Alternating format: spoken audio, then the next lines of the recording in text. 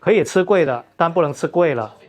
哇！今嚟到南昌好熱鬧啊！全中國煮飯最叻嘅男人女人可能都喺晒度啦，跟一齊見證2025年黑珍珠嘅發佈。Follow me！ 現場好多老友同埋手機屏幕上見到嘅名廚名人啊，簡直是大型粉絲嘅見面會既視感。喺度見到你喎。Hello，掂啊，耶！太開心啦2052年黑珍珠睇下有咩驚喜。好。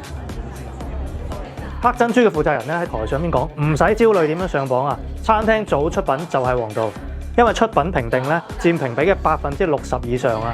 最緊要點咧？有特色、穩定好食、價格合理，並且增加咗多種渠道發現好餐廳啊，例如 AI 技術啦，覆蓋面更廣，全球一共有34個城市、57種菜系、370家餐廳上榜啊！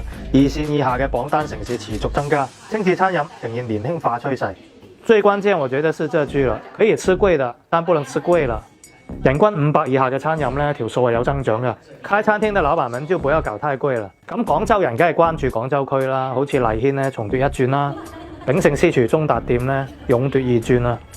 年輕嘅主廚呢嚟自杭州同深圳啦，年度主廚呢就北京蘭齋嘅大軍師傅。